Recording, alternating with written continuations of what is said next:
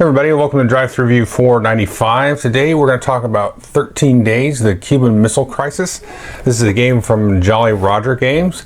It's a two-player card game, and it's sort of billed as a Twilight Struggle light. So if you're familiar with Twilight Struggle, each player is going to have a hand of cards played over a series of rounds, and you're going to be playing those cards for either influence points in this case or the event. And so you're going to be trying to sort of control different issues in different areas on the map to score influence and score victory points, and then after 3 rounds, whoever has the most victory points will be the winner. So let's take a jump into this. It plays about 30 to 45 minutes, especially once you get the hang of it. It's going to come down in playtime.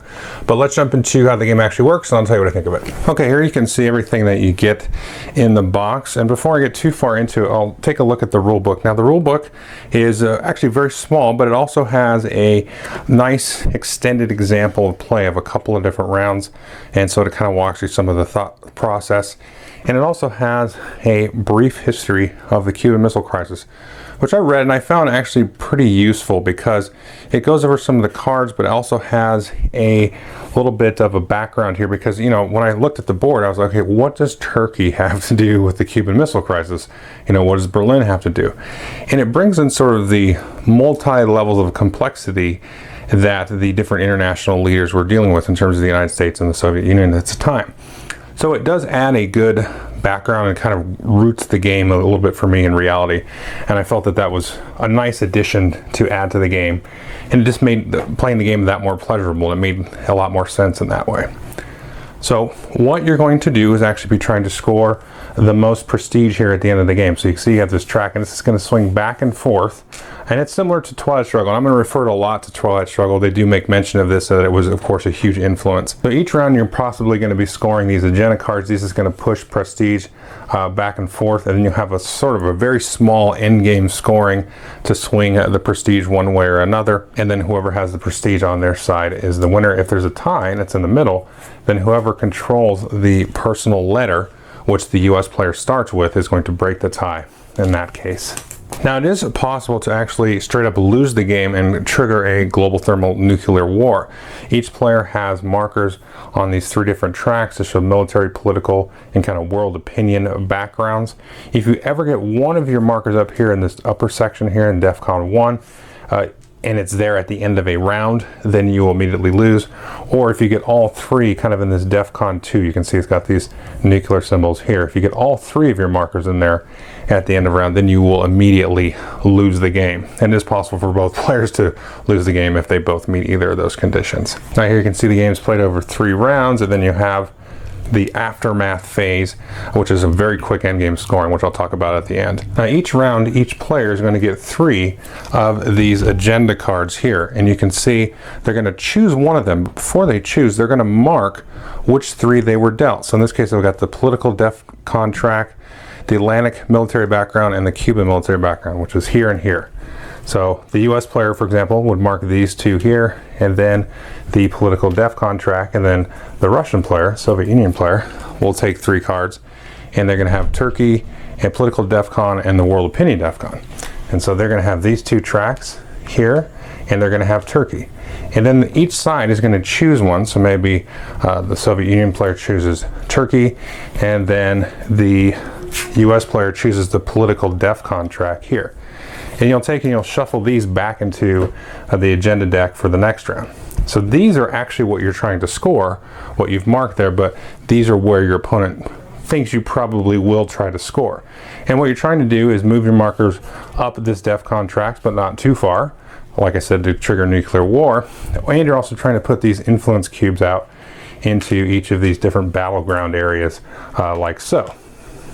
Now, the way that you do that is through playing of cards, and you have this deck of strategy cards here, and you're going to be dealt 5 of these each round. And you can see, similar to Twilight Struggle, you have sort of Soviet-oriented cards. You've got UN cards, which are like neutral cards. And then you have US focused cards. And one thing to notice here is you have the number of influence that you can actually put on the board, so you can play the number of influence indicated, or you can play the event itself. Now, if you're the Soviet player and you're trying to play the United States event, then you can only play it for the influence, but then the US player will be able to trigger the event either before or after you play the influence. And similar, if you're the US player, then you can play this card, but only for the influence, and then again, the Soviet player will be able to trigger the event. Now, if you're the US player, you can play for either the influence or the event, same with the Russian player. And then these neutral cards you can play for influence or the event without any consequences. So you're always going to play 4 cards each round, and then the remaining card you're going to take and stick down here, you can see in the aftermath. And what you're trying to do is get one of your cards here that has more influence on it in the aftermath. So maybe the Russian player kept that card, the United States player kept that card, or maybe they didn't have a card, they played it and they put this neutral card down there, which wouldn't really do anybody any good. So you go back and forth playing influence cards and then getting rid of one at the end of the round.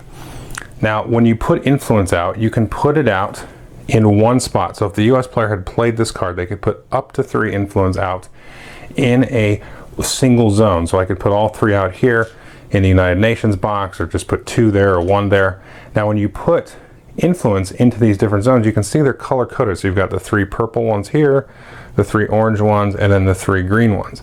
Well, if you notice, each of these DEFCON tracks has orange, green, and purple. So if you put, in this case, influence in this purple one, you're going to have to raise your DEFCON marker on the purple track up there.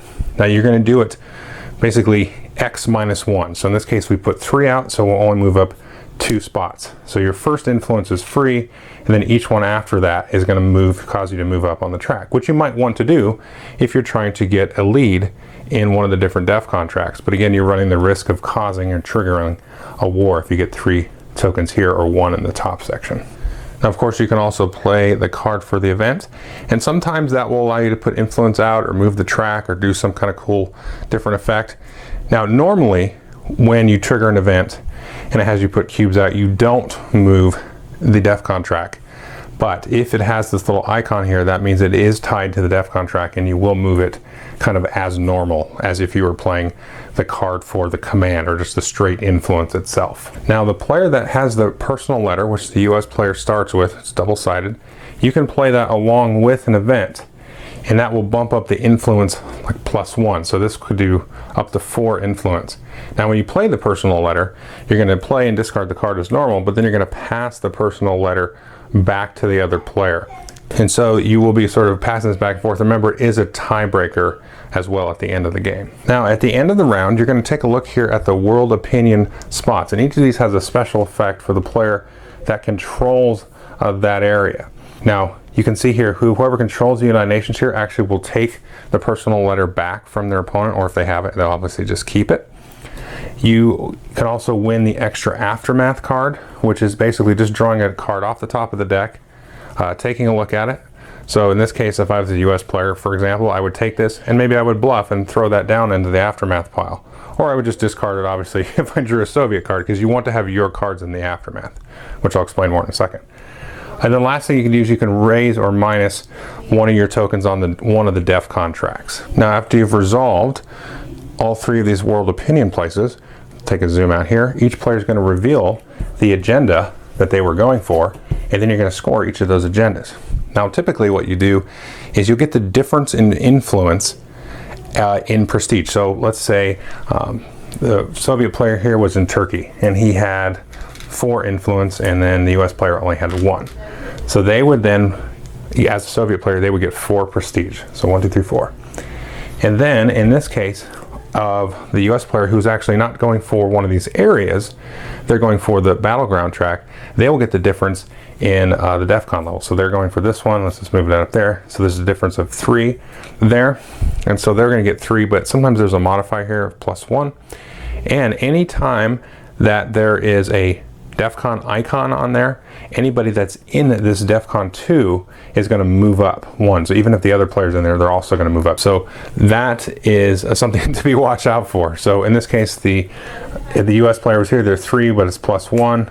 So they're also going to move 4, so that's just going to move that right back to the middle, and then this of course will move up. So they're that much closer to being at DEFCON 1, which will cause a war. So you're going to do 3 rounds like that, scoring these purple areas and then each person's agenda card. And then when you move to the aftermath phase, you're going to take and reveal all of the cards that were under there. Let's just take some sampling here. And then you're going to count up influence of your cards. So the UN cards you can just get rid of. And then this isn't a good example, but it is an example. In this case, the Soviet Union had 4 influence and the US player had 2. So the Soviet player then is winning that aftermath battle, so they'll get a bonus of 2 victory points, which may swing the game. But again, if there's a tie, which I've seen happen, then the player with the personal letter will win. So this is a very important thing also to go after. The last thing to mention, which I should have mentioned, you can see this sort of ring here around the Cuban areas. This is vitally important. So this would be an interesting sort of setup, because you can see the US player has 2 of their flag markers here, and you will actually get a bonus. So let's say the US player was scoring Cuba here.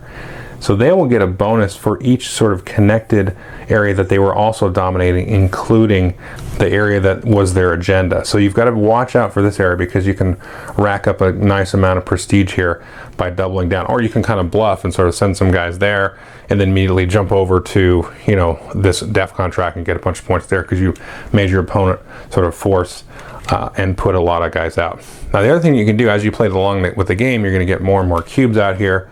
And so you're going to be like, oh, I'm running out of cubes. How do I get them off? Well, the other thing that you can do is you can play these command cards that actually pull cubes off. So if I played this for 2 command points, I could pull these 2 off.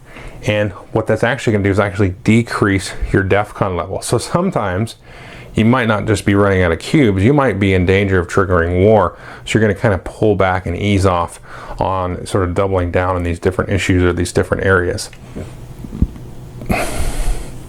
And it's the same kind of rules. It's basically X minus 1. So if we pulled 2 cubes off, then we'd only drop down on the DEFCON of 1 based on the color of the area that matched. And that is the game. Okay, so that is 13 days. What do I think of it? I like it a lot. It plays very quickly. Like I said, you can get this down to about 30 minutes once you've played it a couple of times. And it's surprising the amount of sort of, you know, we'll call it narrative arc to the game in such a short time frame, because you really have that DEFCON track keeping a stranglehold on you, really going after and exploiting a lot of the different areas. You've got to be very careful that that's something that is going to come into play every game, is that threat of triggering, you know, World War III basically. So that's a very interesting, you know, part of the game. And then, like I was saying, as you put cubes out, you're going to want to start to remove them, just because you're going to need them to be, you know, in other spots that are going to score you points, but also to, you know, kind of cool everybody's temper, if you will, and kind of ease back on that DEFCON track. The events are interesting. You know, the decisions between, do I play this for the event? You know, do I, you know, when do I play it? Because it's going to trigger from my opponent now or later, which is going to be worse for them. Maybe if I do it now, the event doesn't really hurt me as bad as it would if I let my opponent kind of build up a little bit, which I think they're going to do based on where their flags are at and where they've been putting cubes and stuff like that. So there's a lot of kind of reading the situation and figuring out, okay, I think he's going here, or he's going here, or maybe he's bluffing or something. And then, you know, do you keep the event for the aftermath? And, you know, you don't want to give your opponent a big event in the aftermath, because that's going to give them like 2 free points at the end of the game, which could be significant. So it's got a lot of that kind of really packed in decision making in that 30-minute time period. And like I was saying as well, the little brief history thing was very useful. It's not too long of a read. It's only a couple of pages. And then, you know, then it goes into like sort of some background on the different cards and things, which kind of tie into the history. And you really get a good sense through the gameplay, and then also reading that brief history of kind of the, you know, the multiple balls that were in the air in terms of what each side was really juggling, and trying not just to sort of avert nuclear war, but also kind of come out looking like, you know, you were the one that saved face, and, you know, you were the one that kind of carried the day, and, you know, retain influence throughout the world, and not the rest of the world's kind of standing around going, hey everybody, let's not trigger World War III, please. You know? So that's a very interesting kind of tack as well. And it really does have a lot of the other sort of subtleties in common with Twilight Struggle. I mean, you've got something sort of obvious like the personal letter, which actually is very thematic after reading the history, and that's sort of like the China card. You kind of pass that back and forth in Twilight Struggle, and this is a similar kind of thing. You get kind of a boost to your influence actions. But then you've also got some of the more interesting things in terms of like seeding the deck with cards, and not necessarily the cards that you play, your action cards, but the scoring cards. And you're not necessarily seeding them, but if you played Twilight Struggle, this will hit home for you, because you kind of like, okay, I'll look at 3 scoring cards, I'm going to do this one, I'm going to put this back in there, I know those are in there, I know I'm not going to score this one again. But I can know, okay, these ones are going to come out later, so not only am I going to try to double down on this one area, which you're not really going to be able to do again because of the DEFCON thing, especially later in the game. So you want to sort of spread out a little bit, so in the later rounds you have sort of a foothold in these different areas, so it's either more difficult for your opponent to score in a spot, or it's easier for you to score in a spot. And meanwhile, maybe you've played some cards to bring your DEFCON down, but you still got a lot of cubes there. So there's that sort of balance between that, sort of get some stuff out there, your DEFCON builds up, maybe play an event later to decrease that or remove them from somewhere else, and so on. So that whole interesting sort of long game, or long thought process, for the sort of the long con, the long game, is very interesting, even though it's only a 30-minute game. So yeah, it's got all that packed in, good history and all that kind of cool stuff. So I would definitely take a look at it if you're into Twilight Struggle and those kind of games. And this is also, I think, going to be accessible, and not just accessible, but like, I think it's going to be fun for players that don't play like Twilight Struggle and those kinds of games. So I would definitely take a look at it if you're sort of new to that style of game and you want to try a game like this without the huge commitment. This one will really work very, very well. So take a look at it for sure. Thanks.